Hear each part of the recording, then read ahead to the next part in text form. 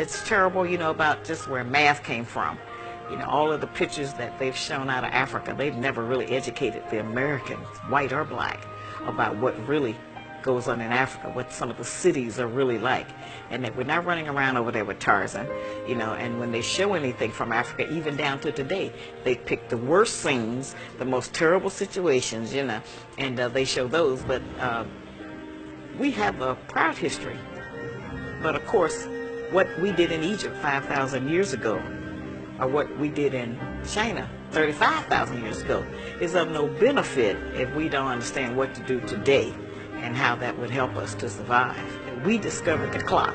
We did discover the wheel. Black man has never been a caveman. You've never been in a cave. There's no history of it. You've ever been in a cave.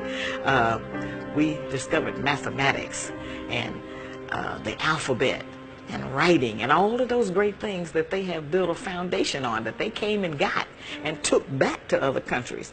We don't know what Africa would be like without the white influence. We don't know what it would be like without the Rockefellers and De Beers and all of them. We don't know what Africa would have been like. We do know that there were greater places in Africa other than Egypt, which is the only one they let us know about. Concurrently and simultaneously during the Pyramid Age, there are great things happening in West Africa. But we very seldom. There are nations known as Dar-Tichit. Dar-Tichit would geographically presently be located where Ghana is. We had the Nak culture, which is where we today would call Nigeria. We have the Monomotapan Empire in what today we call Zimbabwe. There are over 300 stone structures in southern Africa. And then you have that great structure in the great Zimbabwe that shows a direct relationship to the Grand Lodge of Luxor in Egypt. You have Puanit, which is in today's Somalia, Ethiopia. You have the Kush empires that are simultaneously happening.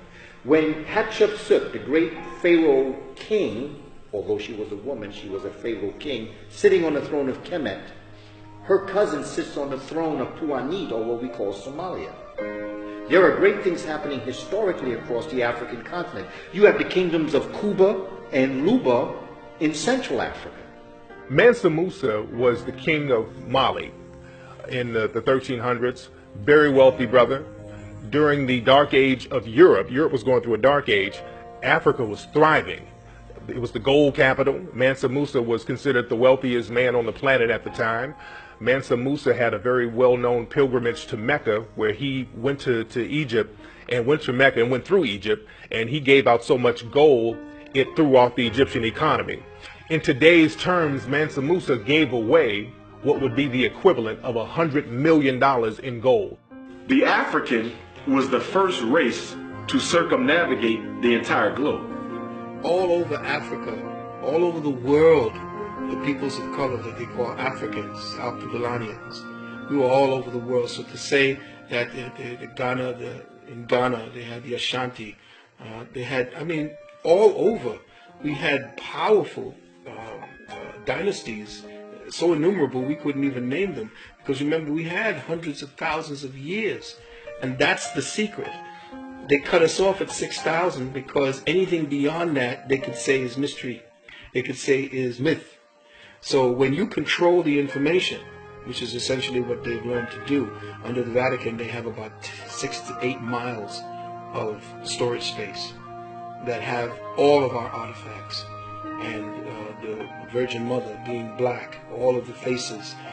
We have to take apart the layers that are actually constructed in the lie. They're layered. For instance, you have a discipline in academia called Egyptology. Now, what is Egyptology? They say, well, it's the study of Egypt. Well, no, it's not the study of Egypt. Egyptology was created by the Vatican in order to make sure that there was a screening mechanism in place to explain away the truth that was being excavated every year, that kept giving them proof of who the ancient Kemites were. So Egyptology and Egyptologists are essentially agents of this information. Where else do you see a society, a people, and a way of life actually become a science? unless you have specific purposes to make sure that the information that you are gathering on those people are given the proper perspectives to maintain the lie. So you don't get an Americology, you don't get Europology, you don't get Russiaology. Richard Pryor, right? When he had his special back in 1977, there's a scene. They only allowed him to do 5 shows. In fact, they were rather ignorant because it took them 5 shows to realize what the brother was really doing. Richard Pryor, there's a scene where he goes in to the pyramids, and he is carrying the bags of the archaeologists and the anthropologists who are of European descent. And they're talking amongst themselves about what this find is and its importance, the greatness of it. And Richard Pryor is in this temple looking all around, and he begins to say, all these people are black. He said, look at that guy over there, that guy looking like my uncle. And he's just, it's humorous, but what Richard Pryor is actually talking about is that, these are black people in these pyramids, and these are the people that built these pyramids. He's saying, wait a minute, these people... And then all of a sudden, the camera begins to show the anthropologists of European descent, and they start to nudge each other because they realize, hey, the guy carrying the bags is looking around and he's learning some things in here. So very quietly, you see them backing out of the pyramid, right? And Richard Pryor is still there talking about how great the pyramid is, and then all of a sudden, they show you the door close, and all of a sudden the scene goes black. Which means that was the blackout on the information for black folk to understand their history. This is what Richard Pryor was dropping on us in 1977. This is what actually has happened. Richard was telling us, this is what has happened to us. Because as you become conscious, and brother becomes conscious, and as a community we become conscious, the Europeans who know this are beginning to realize. So they're trying to shut the door on us.